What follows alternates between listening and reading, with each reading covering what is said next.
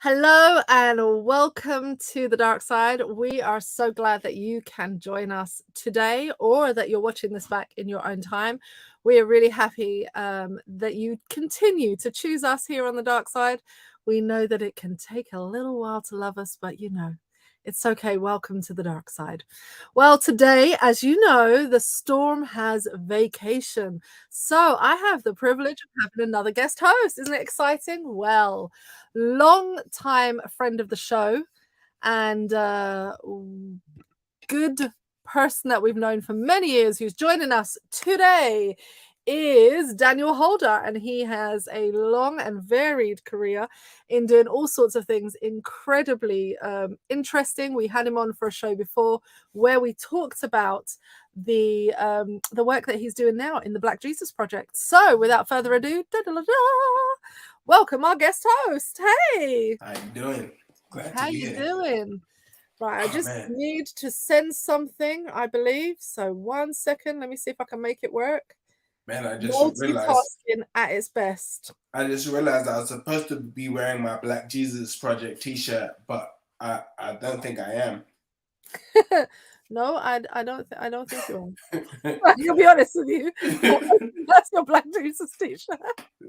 Maybe can we get a green screen and put it in post or something? I'm just like, we need to do something, huh?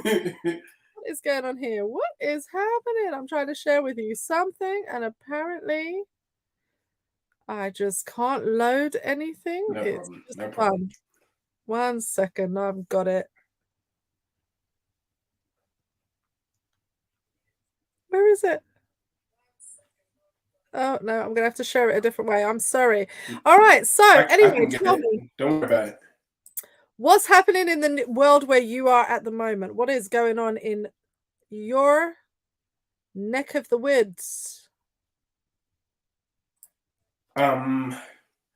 Well, first off, it's not Black History Month here. No, that's right. It's not Black History Month where I am either. Oh, okay. I was wondering that.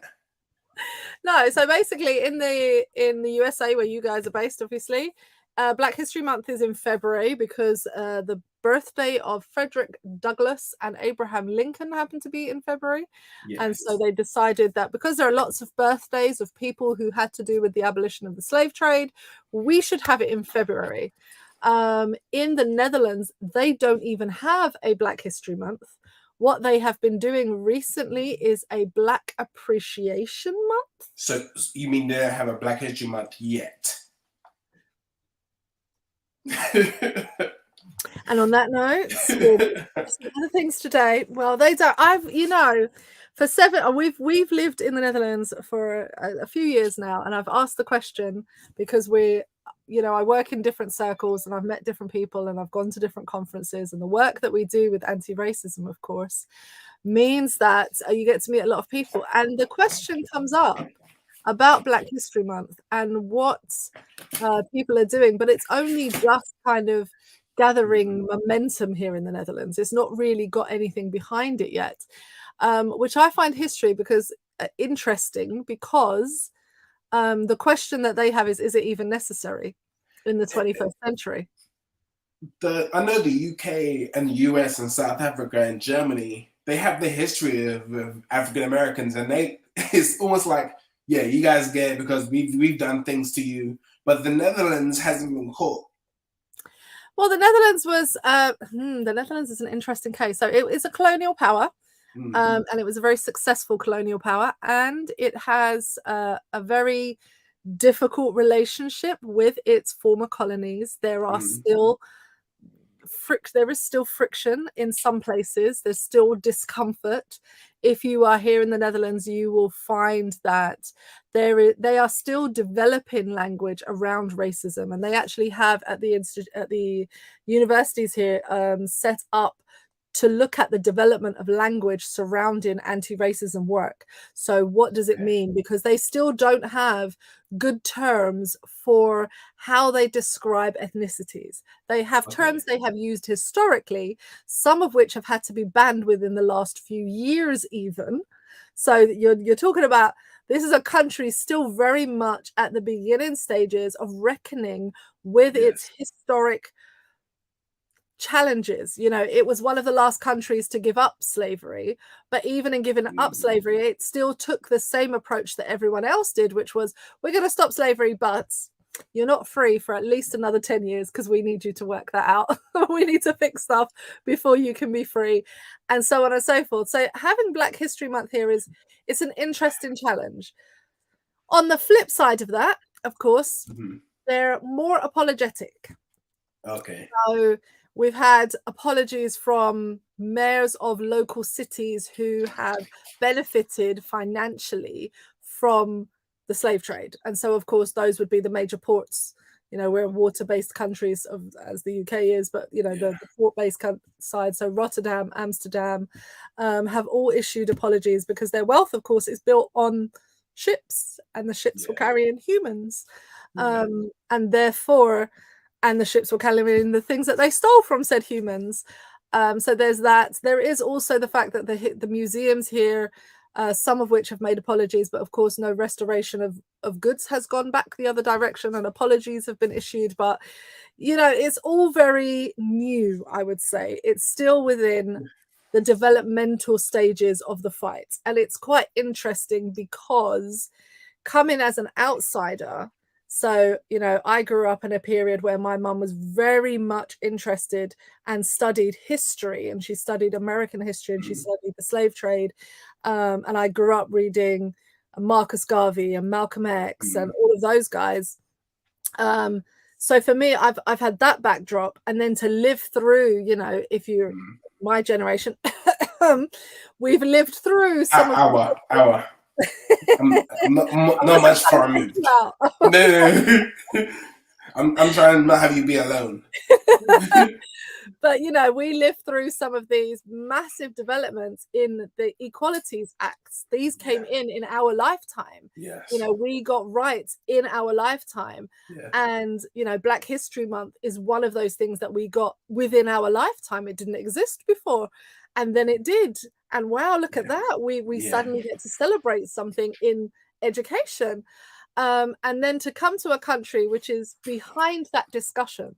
So it's further back in its developmental stage of what language, but in some ways it's ahead because they're already at the point where they're dealing with the rest of the world. But and because I think they get to look at what's happening in other countries from the outside.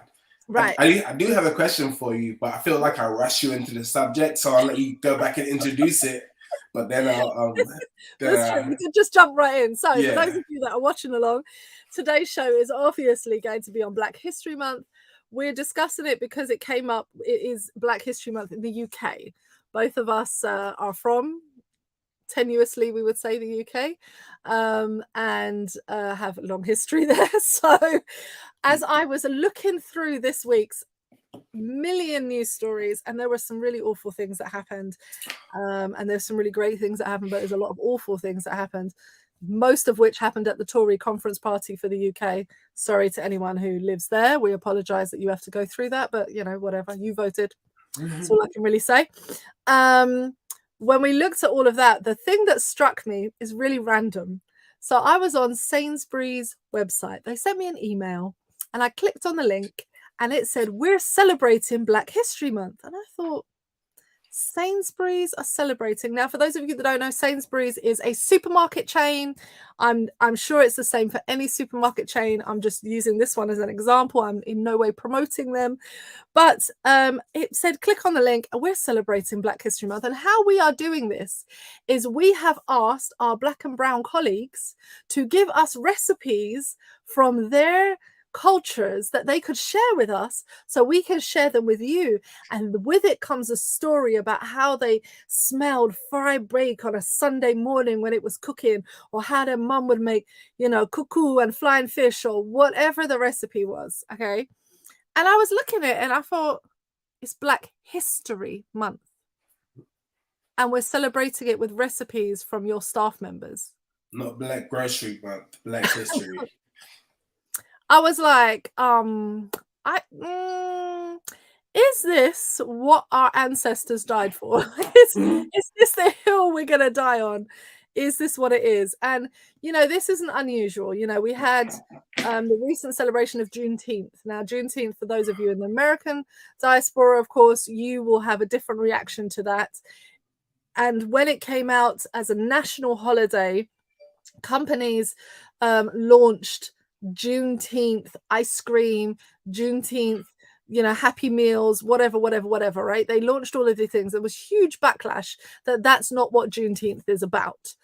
And I think it just kind of goes to a conversation around what is the reason that some of our colonizing countries have Black History Month, and why do we have it?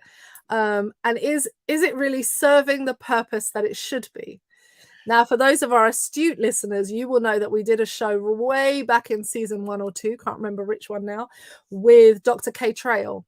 And one of the things that had come up in that show was the fact that the reason it came about was I was really frustrated reading the school books that my children had. The school books came home, and as I was doing the homework with them for the first time, because normally these are school books that stay at school, I got a chance to look in them, and to my horror, the information surrounding Black and brown people in those books was not just deficient, but inaccurate. It was a portrayal of people that I did not recognize.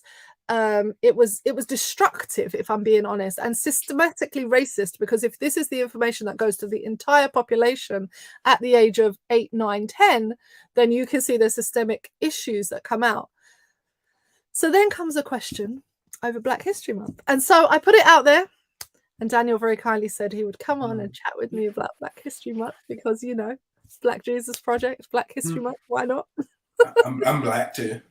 And you're Black. So that's helpful, right? Yeah. It always helps that we have someone who actually looks obviously Black next to me, because when people see me, they're like, so she's like a woke white woman? Like, what is this?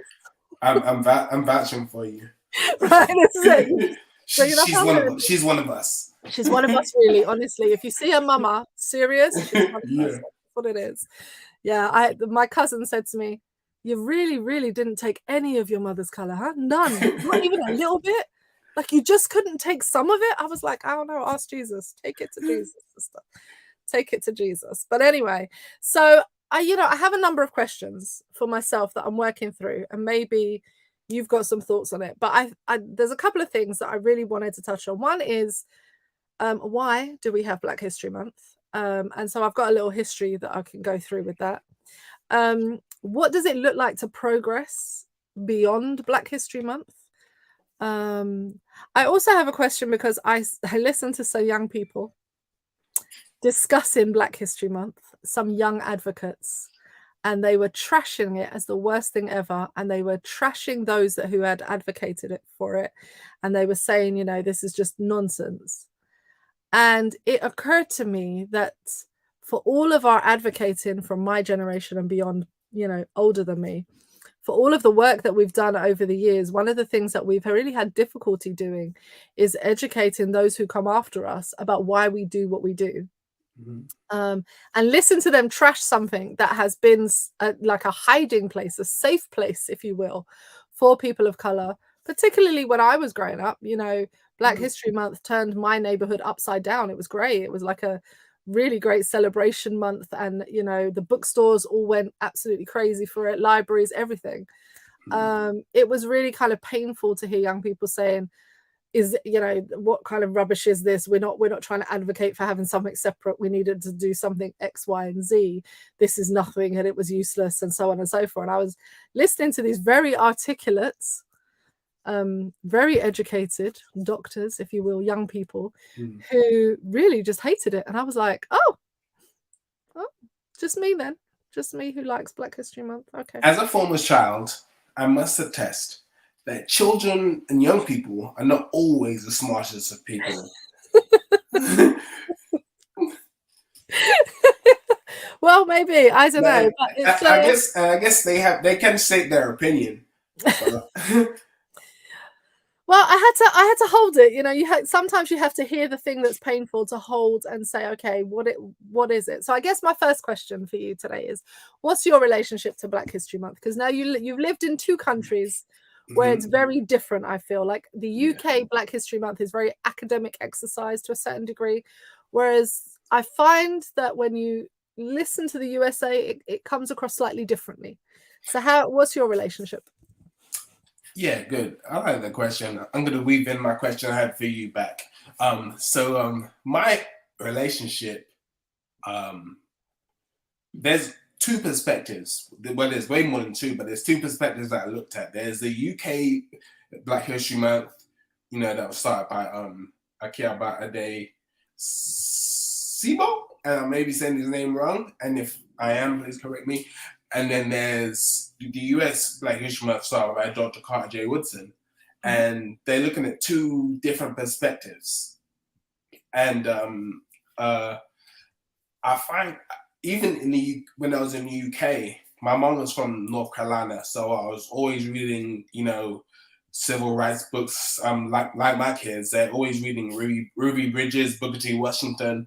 They're learning about all the things. We don't trust traditional education, but it's basically two different perspectives, because the perspectives make it very different. When you're looking at the UK Black History Month, you're looking at you know, how they treated the Windrush generation, the history of colonialism, but the US Black History Month started at slavery. Like that's so it's like it didn't start there, but that's where it is based at. So we have two different starting points, and I think that you asked why. I think the purpose of Black History Month is to recognize the achievements of Black people throughout all this adversity. We have two different types of adversity in UK and US, but we have two thriving communities. I feel really proud of Black people because, you know, in UK, we're doing really well. and in US, we're doing really well when the system, is it systematic or both? Systematically and systemically, things have been set up for us to lose, and we should not be where we are right now. So, you know, I appreciate that there's two different Black History Months, because February is only 4 weeks. It's not enough time to celebrate UK people and US people. So we get to celebrate US Black History in February, which is not enough time either. To be honest, I do spend the rest of the year celebrating it too. And then we get to celebrate UK Black History in October. Yeah, you get the best of both worlds. So my question for you is, you have the UK and the US perspectives, right? And I think it's necessary because kids need to see someone that looks like them achieve, someone that looks like them to do great things. And I think that's the purpose of Black History Month, to show our young people that, you know, people can achieve of their color. And that's what the project that I'm doing is all about. Showing that there's a connection between success and our skin color. But I think there should be a Dutch perspective, even though you're not from the Netherlands. You know, there is a community of people in the Netherlands that are Black, and they have their own unique Black struggle. And I think that even though you don't have a Black History Month as yet, it would be important for you to share your struggle, because I think it's like I'm Black. And I'm from UK, so people hear me and be like, "Man, you're not Black." Like, but then they see me and they're like, "Oh yeah, you are." But sometimes I hear people from like Finland or Norway or Sweden, and I'll be like, "Man, you're not Black." But like their perspectives matter too. Yeah, you know. But so we only hear the UK and the US, but I think it would be important to hear Netherlands, Finland, Denmark, Black and perspectives, because we've all had an individual and different struggle. Yeah, I mean, it almost feels to me like what you're saying is when we come to look at something like Black History Month, and you know, you touched briefly on the origin. So of course, knowing that Black History Month in the US was the originator of Black History Month. We can say that. And now Deborah's question comes in, which is, I didn't know that the UK had a Black History Month in October. Indeed, it does. Since It's 1987. Since 1987, I turned 2 and they were like, we have to have this because this little boy is so great. Yeah, it was a Ghanaian-born a British person who went across to the United States and saw it and then began to implement it, as you've already brought out. I'm not going to attempt his name because, as you said, it's quite difficult. I said it wrong once. I'm not going to say it wrong twice. It was Akiaba Ade Sibo. And if I'm wrong, come for me later. You can come for me. Tab didn't do it. It was all me. We tried our best. We're not Ghanaian. It's difficult sometimes. So yeah, it's interesting because I think one of the things I didn't know, and this sounds really ridiculous. So the pushback that you get for Black History Month is, well, why don't we have a White History Month, right? That's the generic pushback. That's for the month. Why do you know? And that's what people. The generic pushback on that is, well, we have that all year. That's what do you think we learn in school all year long, right? It's like, what do you think is happening? And then in the last 2 years, particularly, I've been sitting with that idea, right? I've just been sitting with it, going, okay, why don't we have a White History Month? Why isn't there actually a month when we learn what the creation of whiteness really is? Why isn't it that we don't uncover that and really say, until we discover why whiteness was created and thereby blackness was created, that we will never be free of these binary concepts of white and black, right? We're still going to be stuck within that. So I think that there's kind of that conversation happening within me that I'm thinking about, especially in the light of being in a country where we don't have a Black History Month at all. And so I think Deborah's from the Netherlands, and so she's just pointing out the history of the VOC, the Sephardim, the Surinamers, the Antillians, the Indonesians, etc., etc., etc. They have a wide population of people of color that live here, who have lived under the umbrella of whiteness, right? So they are from different spaces and different types of black and brown people that live here, and they have lived with the creation of whiteness. Why don't we have a Black History Month? And I guess in some ways, yeah, why don't we have a White History Month? In some ways, I have more questions, actually, having lived here without a Black History Month, because for years I kept asking the same, when do we get to celebrate us? When is that happening? When do I get to turn the church inside out? When do we get to do that? I was quite excited, and basically never. What I have noticed, as I said to you, is here what they've started, at least from what I can see, is a Black Excellence Month. And so October turns out to be Black Excellence Month, I guess in keeping with the UK, so they keep the timing the same. And what they do is they have lots of events across the country in which they celebrate Black excellence. And they have, Deborah's seen it on her Facebook as well. So I've seen it on my Facebook. I've seen it on advertising elsewhere. I'm not sure how big it's gone. So I think it's important to note that when you're right in some ways that there's almost a deficiency. So in the US system, they teach it from the inception of slavery forward, right? So it's slavery, Jim Crow, Martin Luther King, the end. Okay, so that's basically the basic premise of we had slaves, then we had separation, then we got Martin Luther King, and now everything's okay. That tends to be the kind of historical thing, and then that's a narrative they try and teach you, but it's when far more complex. Yeah, and I feel, if I may just interject, I feel that by making a Black History Month, it like I was gonna celebrate Black history anyway. Like and Sainsbury's, I'm pretty that sharing recipes is pretty good. I expect them to give 50% off cans of jollof and cans of jerk chicken. Like, do you know what I mean? like Some discounts. yeah, like that's what we're gonna do for Black History Month. You guys can eat for half off. Yeah, but I the think fruit that is now 50% off. Hey, come. by giving them permission to celebrate Black History Month, Yeah. it gives them permission to exploit it, just like they do every other holiday.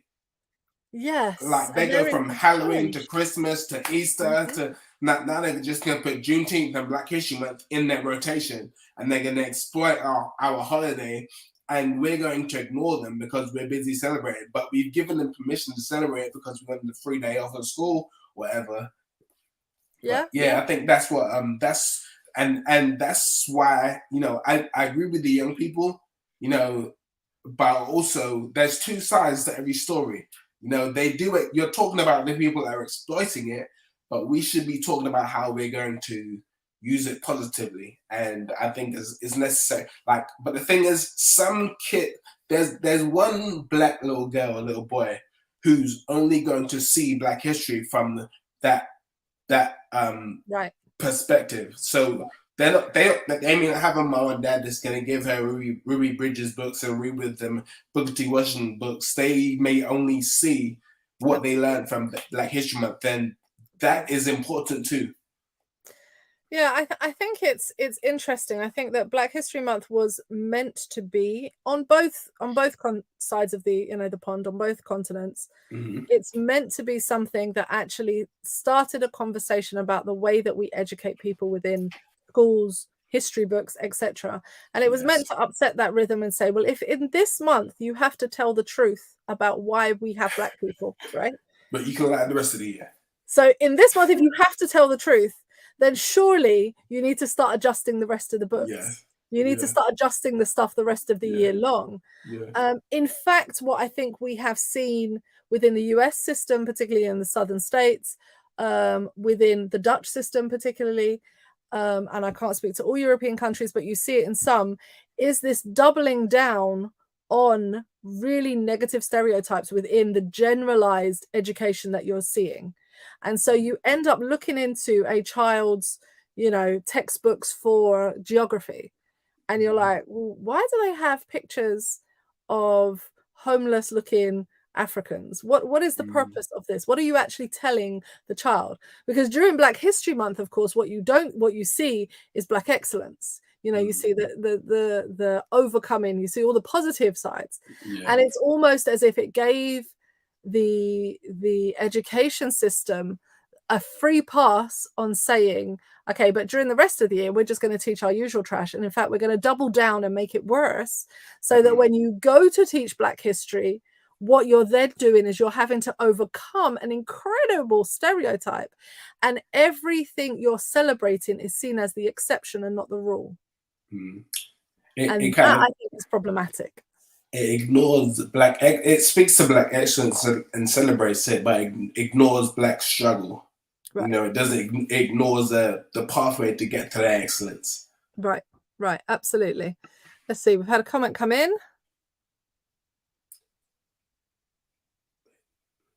Oh, do you know, Deborah, I have read some things about the Dutch-Indonesian a relationship, if I should say it like that. I don't know if I've read this particular book. I need to have a quick double check and scan on my bookshelves. But can I just say, I think it's a miracle that the Indonesian people are as beautifully wonderful as they are that I have met in this country. Because I have to be real, if I read their history and I lived through that, I don't know that I could be as joyous in the company of Dutch people as Indonesians tend to be, and it's a generalization, not a stereotype. It's a generalization. I'm going to distinguish between that. But, the Indonesians have overcome an awful lot in order to be here in the Netherlands, to be in Indonesia, to be independent, to be a recognized state, a country all of their own without Dutch rule. They have overcome horrible. I mean, the history of colonies is not nice. But would they be included in? Well, I was reading something about UK. The other brown people aren't included. I'm not saying they shouldn't be. I'm saying they. Well, I think those stories should be included. Yeah, and that's another thing. So, you know, we're touching on the Indonesian story because Deborah's just raised it. And no, they generally wouldn't be, because they're of Asian descent. You wouldn't have them within Black History Month, because it's for people normally of the African diaspora. And so that then limits it. Interestingly enough, of course, and this will always make everyone smile, when you look, of course, aesthetically, what you can see is that oftentimes, you know, what's the difference between your skin color and your skin color? The origin of your what? Nothing. There is no difference. You know, you get Asian people who are darker and Asian people who are lighter. So it's not because of that, but it is a different experience that definitely I think Indonesians have here. And should there be an Indonesian History Month? Oh yes, they should dedicate a whole school year to learning what the Dutch did to the Indonesians, because let me tell you, when I started learning that, oh brother, that thing frightened me, you know. For me to say that, and I know what they did to Black people, I was like, because it's the subtle way in which not only did they do the awful things, but then they when Indonesians came here, because they had been robbed of their ability to stay in Indonesia, so then they came to the Netherlands because this was the only place they could live. They were then treated like they were Antillean, like they were Black, like they were less than nothing. And I'm gonna check that out. Second-class citizens completely. So you got othered twice. You got othered by being manipulated into fighting for the Dutch, and that's a whole thing. And then you got othered because you could no longer stay there when the Dutch lost. So as an Indonesian person, you had to leave. But when you came to the Netherlands, you then got treated as if you were the dirt on somebody's shoe. Oh, brother. Sounds similar to every colonized person coming to England. Not simplifying their story, but just. I mean, we can talk about the Gurkhas. You know, that's a whole thing. You know, the Gurkhas. Who fought for the British. Oh yes, they fought for the British, and they were a battalion of the army that fought for the British, and they're from Asia. And basically, they were disavowed of everything. They were not allowed rights to retirement funds, nothing. They were treated less than human, and they fought in trenches, like in war. Like they were in the dirt with the things. They were the ones that were kind of put out to die, basically, but fought and won in different battles. And yeah, so there is a long history of colonizer countries that, you know, go around and do these things, not really reckoning with the how do I say this? They're not really reckoning with their own history. Deborah made it, maybe this is a better way of saying it. Deborah actually put it up here. When I was talking about having a White History Month, she said, probably not what Europeans would like to promote as White History Month. They would have in mind content that is not concerning the genesis of white supremacy. I think that's part of the problem. I think part of the problem when you're dealing with Black History Month is that we're never dealing with, how did we get Black history? Like, how do we get Black people? How do we get this term? How do we get, why do we exist in this way? Why am I not just from Barbados? Why am I not Bayesian? Why is that not a thing? Why am I not just Ghanaian? Turns out I have Ghanaian heritage. I did one of those DNA things. Like, why am I not one of, you know, why am I not just, why do I not know what tribe I'm from in Ghana? Why do I not know my ancestors? Why do I not know my people? And I think that's one of the things that is problematic between how we teach history and how we teach Black history, is that at no point are we teaching white supremacy. We're not actually teaching, this is what got us here. This is what the development of white supremacy is. This is what that looks like. This is what going around and deciding to make a conscious effort to dominate the world. And when you reach a place where you're like, okay, they're really rich here. They have all the things we need. They have gold. They have all of this stuff. How do we get that? What can we do? What is different about them that we can other them with? And skin color became that quick, easy in.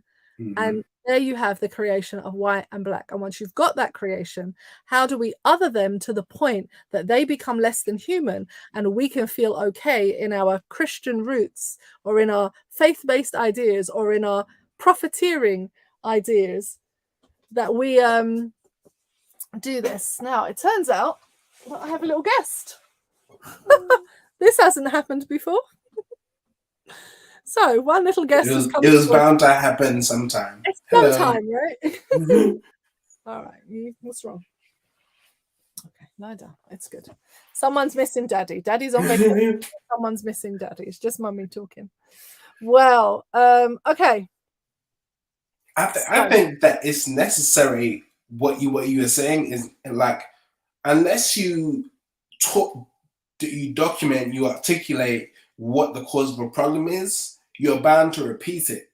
So I think that that white history, although I didn't like it at first, you know, I was like, oh, where's she going with this? You know, but I think it's necessary and helpful for people to articulate how they got to a certain position to be able to prevent getting to that position again. Like in the UK and in the US, we celebrate Black History Month, but they don't admit that they were wrong for slavery.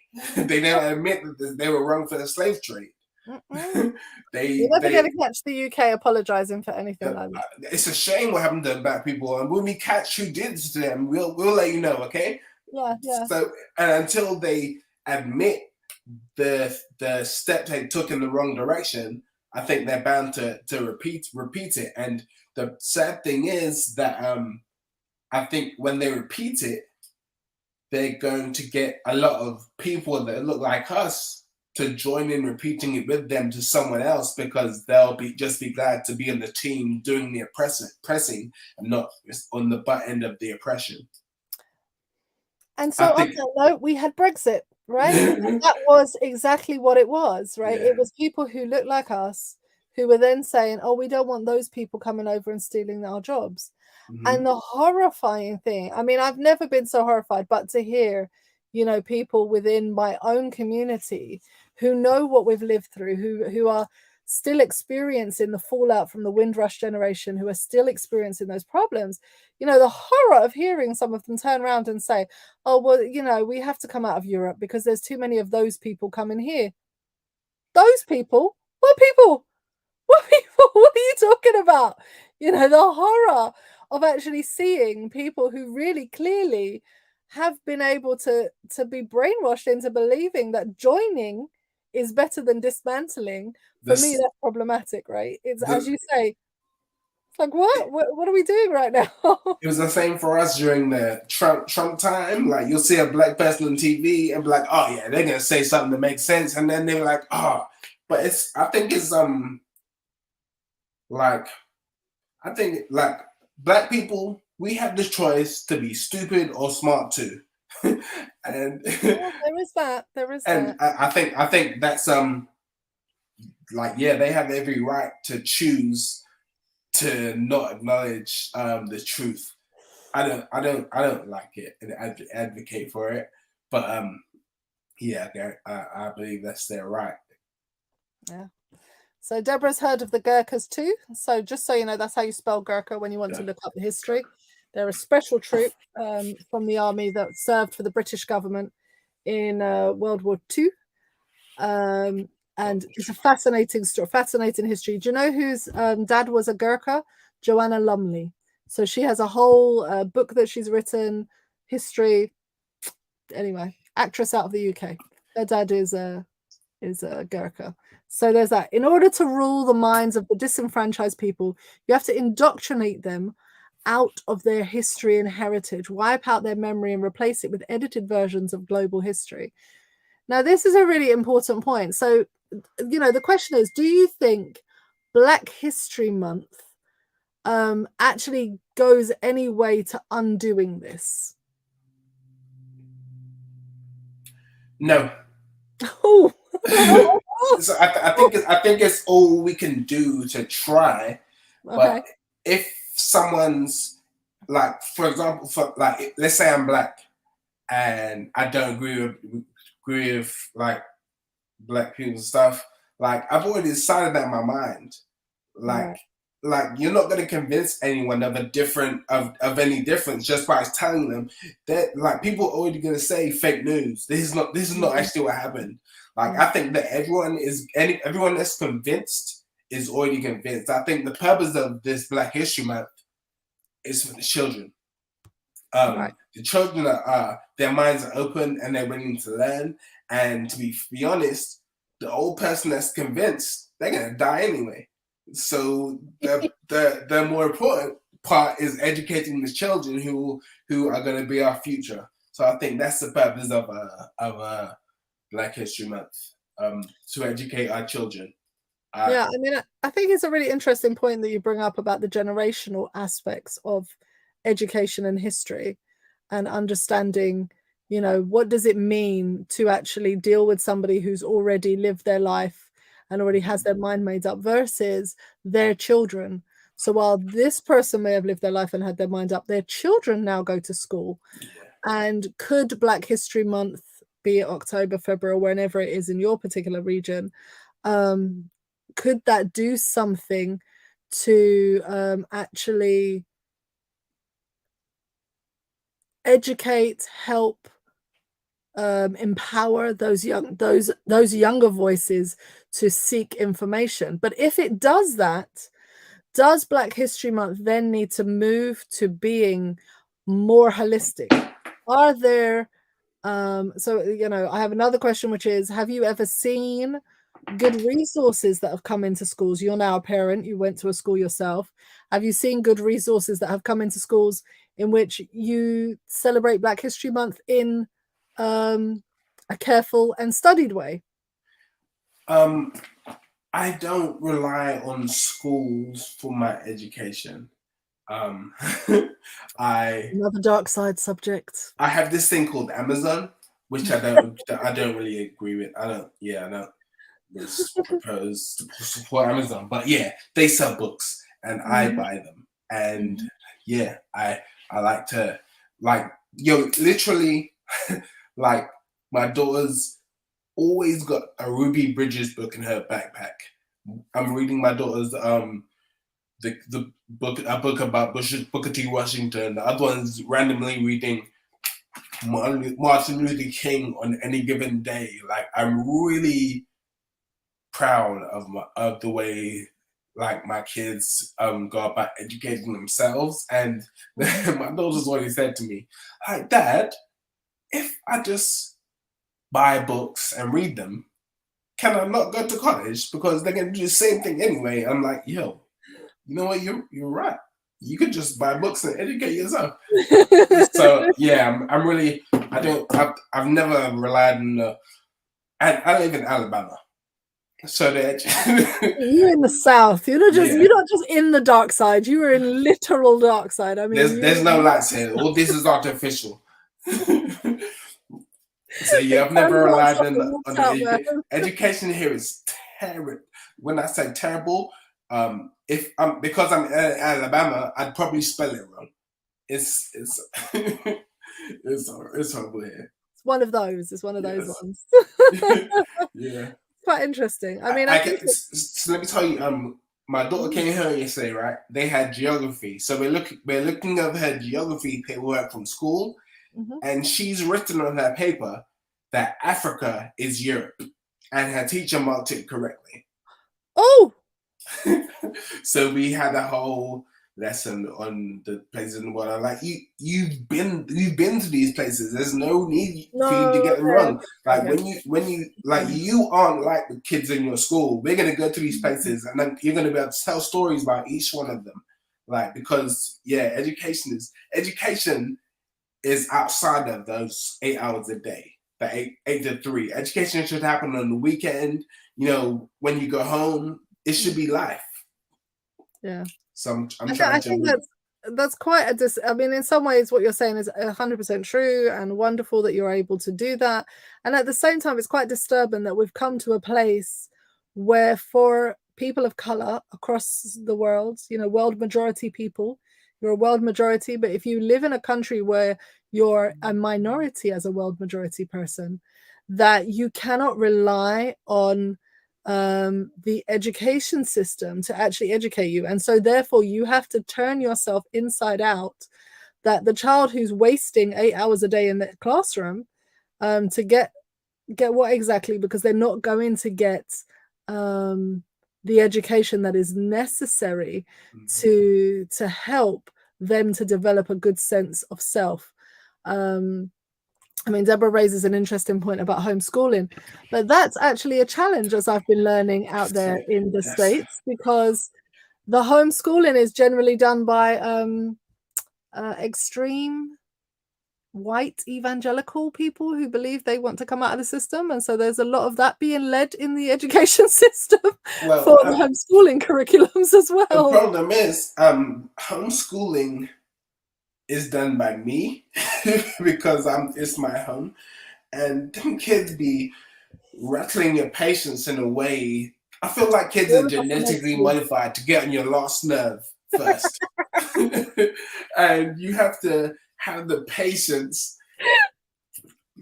So yeah, I don't think it's the evangelical is the problem, it's me. Oh my gosh, that's hilarious. The children are genetically modified to get on your last nerve. That might be the statement I say. No, last nerve first. They get you. They skip all the rest of them and skip. Let me get this one right here, please. Absolutely. Oh, that's hilarious. Sorry, that's made me laugh today. All right, so let's see. We've had another couple of questions coming. What questions have we got on this? No, we've had some comments just to let you know who Joanna Lumley is, since you looked a little bit confused. She's a human. I was thinking it was someone that we knew, someone that was in church with us. Actress. Yeah. Yes. I don't read a lot of TV, watch a lot of TV. I use these things right here. Well, you know, it's absolutely fabulous. But since she's written a book, I'll know her soon. I've written it down. Joanna Lumley, Gurkha, her. Yeah, so she's written quite a lot of books. She's written quite a lot, and she does quite a lot of advocating. Okay, so this. Oh dear, there are Hebrew Israelite communities who homeschool their kids, and my daughter has been doing homeschooling for about 20 years in New Zealand and Australia. Shouldn't she graduate now? I'm just There's a few. Yes, so I think to bring it back to the kind of question about Black History Month, I guess the question that I have is, or I'm still left struggling with, is what do? We who are educating ourselves about anti-racism work, we who are advocating for a place for Black excellence, Black celebration, Black joy, what do we do to actually focus ourselves on, or how do we engage with the subject of Black History Month? What should we be looking at? And somebody, thank you so much, has said, absolutely beautiful dialogue. As someone from the US, learning about the UK's Black History Month is fascinating. Thank you very much. That's my Giano. He's my friend. He's awesome. He's a rapper. He's awesome. Oh, he's a rapper. Well, I'll have to look him up. I enjoy rap from time to time. He's on. You'll find him on YouTube or iTunes, whatever. But yeah, I'm not divesting too much. I'll go and have a look up. It'll be better, as long as he doesn't do some of the stuff that I don't like that they do nowadays. He probably does all of those things, but yeah. I sound like, I must admit, we were listening. This is just a joke aside. So my son came home and somebody said, the school children had said, "You like Travis Scott?" And so I giggled because I knew who Travis Scott was and I knew why they had said it. And he's like, "I don't know who Travis Scott is. Who are they talking about?" So I took a picture out of Travis Scott and my son went, "Oh, it's my hair." I said, "Yeah, it's your hair." I said, "At least they have the right color and the right hair." So we laughed because he obviously doesn't look a lick like Travis Scott. Except for the fact that he has plaits in. That's the only thing you can possibly say. But then I played a song of Travis Scott's and I was like, "Well, here, listen to this." And he was like, "It's a nice beat, but why is it all one tone?" I was like, "It's hard." He's been raised on Tupac and all of that, so he's like in for life. He can't listen to any modern hip hop. Good child. He was like, "I don't know who that is." What are you talking about? I've never had a Travis Scott song in my life, and I'm don't do it to yourself. That's all I can say. Anyway, That will get me into enough trouble. Somebody will come for me later in the comment section. But that is Black history too. He's a whether part we of like it or not. Part of the Black excellence and celebration as well. Yes. Like indeed. I like the like I feel like the US Black history scene with the Martins and Malcolms and Marcuses, Muhammad Ali's, their scene is the most articulated. And I think that other Black history scenes are just as colorful as the American, but just not articulated as much. Yeah, I think, so for me, in the UK system of Black History Month, so there are two ways that we do it school-wise. And so I think this is a really interesting part. One of the ways that it's done within school education systems is that they actually celebrate Black history from the USA. And so they will tell you about the history of slavery. They will tell you about the history of emancipation, but they will also concentrate quite a lot on Martin Luther King.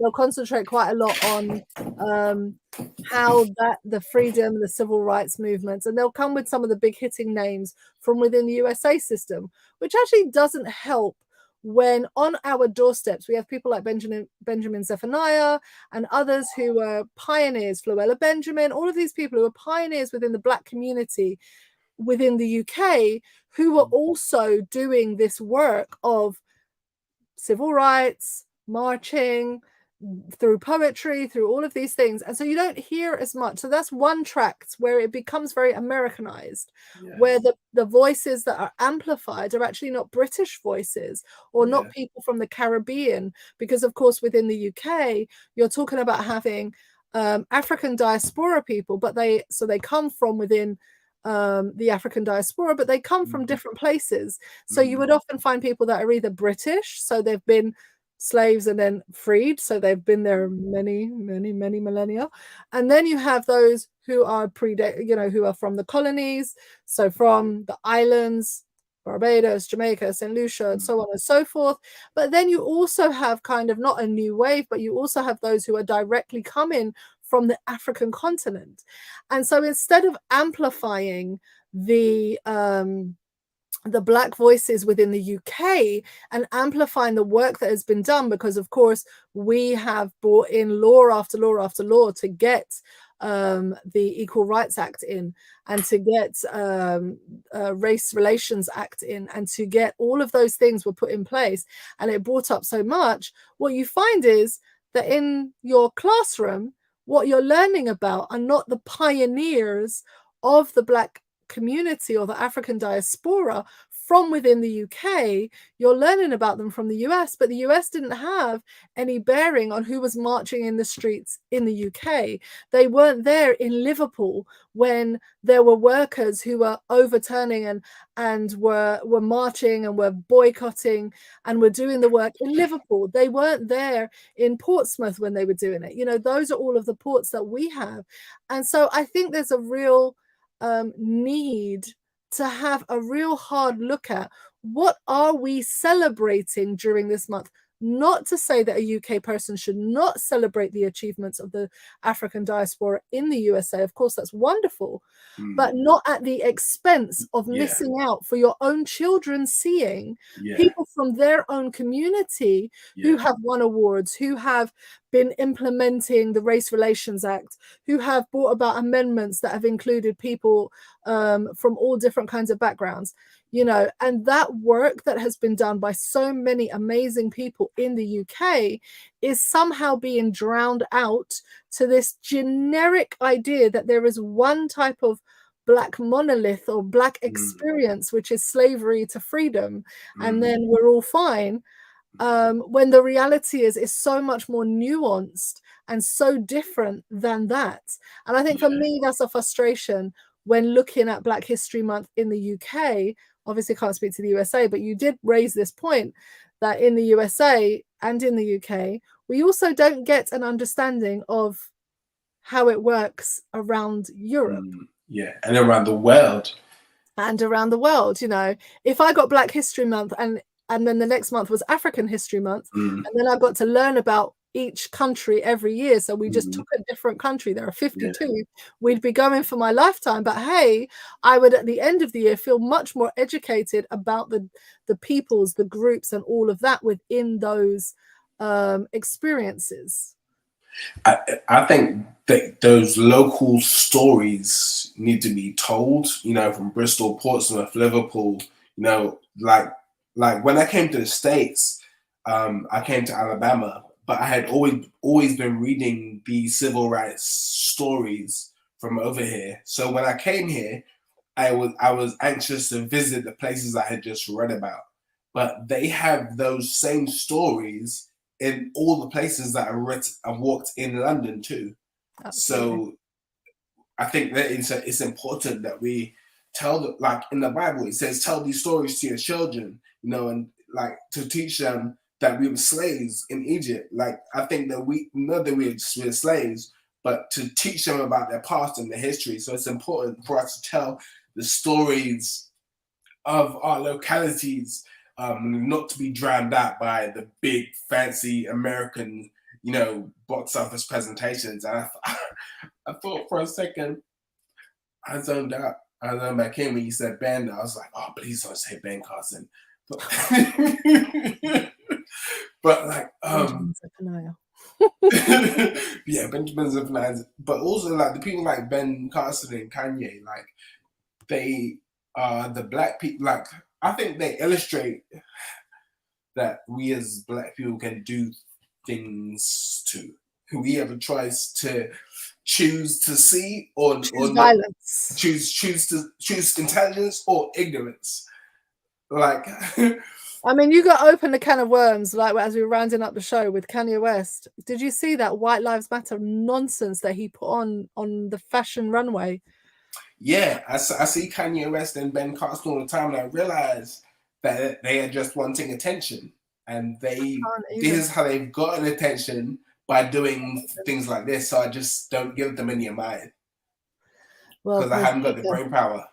Okay, let's move on. We'll come to a question that we have. I just mentioned their names to say that my whole mood went right down into the drain. I was like, no. I'm sorry. No, it's okay. That's how they elicit the response. So let's have a look here. So we have a question.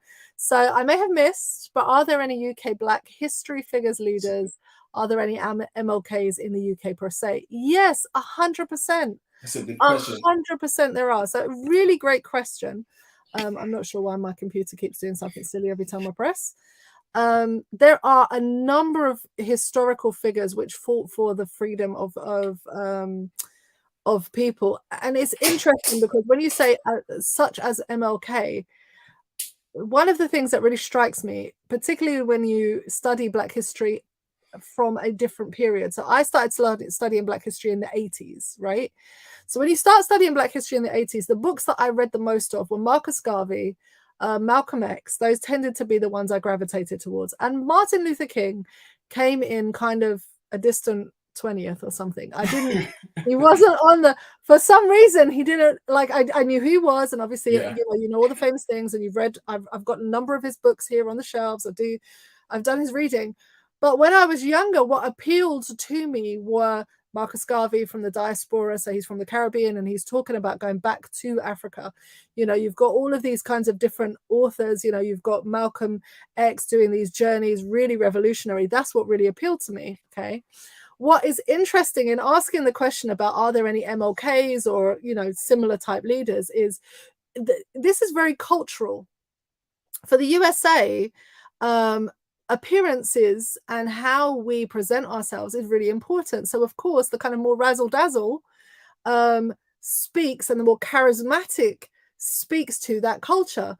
But if you came across to the UK and to other European countries, the charisma changes. And so while we have many amazing leaders, Ignatius Sancho, Oluwadu Equiano, John Edmondson, so on and so forth, and you could just keep listing on and on these amazing leaders, the charisma is different and the storytelling is different. So we still gravitate towards the names that we think of, because it does two things in the UK.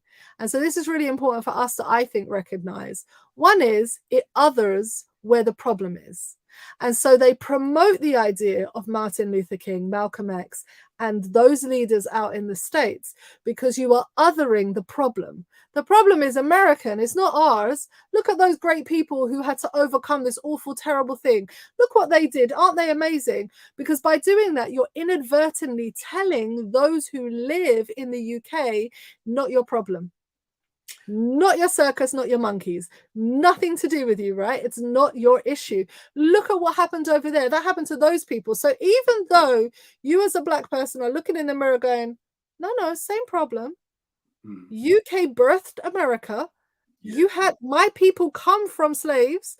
No, same problem. You know, it promotes this idea, but it also does this on the other side of the pond. And I've heard this, you know, British people, well, you've always been free. Well, hang on. No, I'm not. We are the descendants. For some Black British people, that is true. But actually, the truth is far more complex. For lots of us, we are the descendants of slaves. And we're proud of our island heritage because at least we have a country to claim as our own. So we become very proud of the fact that we are from Barbados or from Jamaica or from St. Lucia or St. Kitts or wherever you are from, because it's our island. But the reason it's our island is because we had to take it from the people who dropped us there, right? We had a kingdom, like we had. Yeah. It's not really our birthplace. Historically, is which nation in Africa are you really from? And so the idea that we don't have those leaders really is quite interesting, because you will ask in classrooms in the UK today during Black History Month, and they will be able to point to Barack Obama, Rosa Parks, you know, Martin Luther King, and all of those things. But could they point out Trevor, Ignatius, John Edmonston? Would they be able to point out any Black British leadership who have been doing this work and who are as good at doing the jobs that they did? And the answer would probably be no. To address your question, Maj, the stories are different. Like in London or England, we didn't. Well, yeah. If you're from London, you think that nowhere else in England matters. But that's.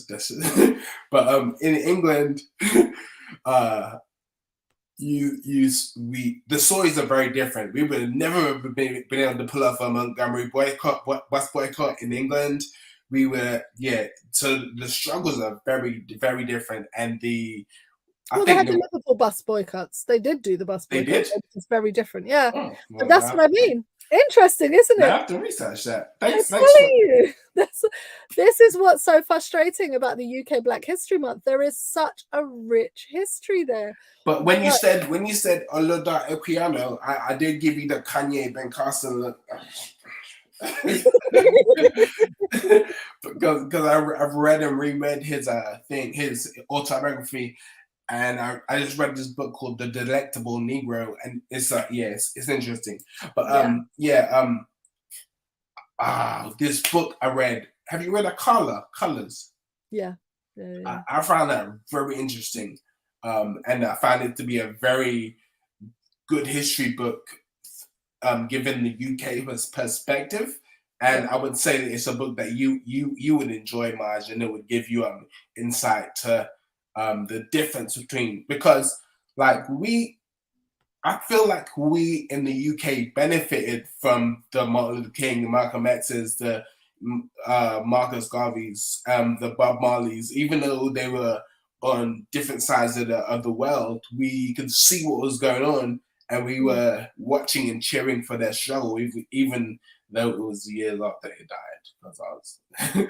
But yeah, we were watching, and we are viewing, because your struggle is our struggle. I think it's a lot easier for us to connect with the American struggle than for the American to connect with the Dutch or English or African or something else struggle, because ours isn't on TV a lot. As I said, I think we're drawn to the kind of charismatic, glitzy portrayal Yes. of these things. And I'm not saying that there isn't depth and value. Of course there is. You know, no one's going to doubt the depth and the value of the struggle. You know, you can see what Americans have been through, and you know, African Americans or Black Americans, whichever term suits your particular area of the United States and your disposition. But I think that one of the things that we lose is, let's talk about Harold Moody. Let's have a conversation about Harold Moody. He's born in Kingston, Jamaica. He's traveled to the UK so that he could study medicine at King's College. This is in 1904, right? He founds the League of Colored People. This, like the League of Colored People, this is literally the League of Colored Peoples. So he founds it as a civil rights organization in the UK in 1931. Let's talk about how amazing that is. Let's talk about some of his story and actually then begin to unpack and think, what would that have been like in British society at that time? A Black man going to King's College from Jamaica, having to endure all that he would have endured. So his people are the descendants of slaves. His people, he actually smuggled there on a boat. That's how he got to the UK. You know, he actually opened a practice in Peckham. You know, and when we talk about the work of being an actual anti-racism activist, he is one of the pioneers of that in the UK. So let's celebrate his story. Let's work out what he's about. But for a lot of young people, what they're being given is only a history in which the only slaves that existed were the ones in the USA. So let's just wipe out the entire Caribbean and South America right there. Right. So let's not include their stories. And it really breeds a point that you said, which is they don't find it as easy to identify with our stories as we find it with theirs. And it is because, in part, we're not telling our stories. Whole of Black History Month, let's tell a story about somebody who actually is from the diaspora elsewhere, from our own people. Not to say we can't celebrate what's happening there, but let's actually celebrate the fact that we have these bills put into place in our country. And yes, some of it took inspiration from places overseas, but it was actually rooted in the groundwork of people who lived and died in the UK fighting for the equal rights of Black people. And this was before, shall we say, the Windrush generation, which is a whole next level of leadership within the Black community in the UK. You know, I think it's funny.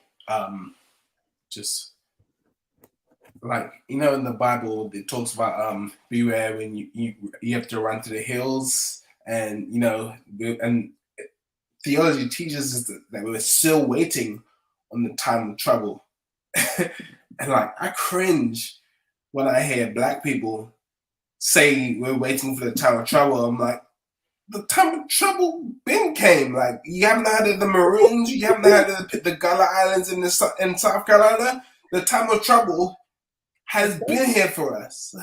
Like, the people saying that they're waiting for the time of trouble are the white people. They're waiting for the time of trouble to come to them. They're saying they don't care that your troubles come. Yeah. That we're waiting for it to come to us. So we're going to be sitting here not doing anything about your trouble until our trouble comes to us. And I think that Black History Month is important because it connects we've had the same trouble around the world, and in our individual locations, because our trouble is so strenuous and traumatic, we feel like we're the only ones that it's happening to. And I think that Black History Month should connect us a lot more than it separates us. We have at least two different months, February and October, and I think that although it seems to divide, it should give us an opportunity to celebrate Black history twice. Well, I will second that. I will second that. On that note, I think I've taken enough of your time this evening. So thank you so much for sharing the chair today. I think you did a wonderful job. Mr. Storm will be very happy that you stood in. You did a brilliant job with us here. Thank you so much for joining us for this discussion on Black History Month. It has been fascinating to hear your opinion, particularly since you're living within the USA, which has such a different feel, I think, to Black history in the UK, and absolutely bring in that difference of what it is, what the experience of that is like, and how we can actually celebrate twice and not just see them as a division, but actually as an opportunity to celebrate more times the history of the diaspora around the world. Glad to be here. Yeah, thank I you. just hope Storm enjoys his vacation. Me too. And maybe I'm next. Maybe I'm next for the vacation. I hope so. I hope you have a brother that, just goes and disappears and can't take up his holiday, so you have to step in just out of nowhere. So well, he is more of a selection than I have. this is true. Yes, there are more to choose from. So yes, we hope that he had a wonderful vacation. We will be back here on the Dark Side next week. But for now, thank you so much. Thank you for being with us. Thank you for all of your thoughtful comments in the section. We really appreciate all of your questions that challenge us to think deeper on these subjects. We will see you same place, same time next week. Peace out. See ya. Good night.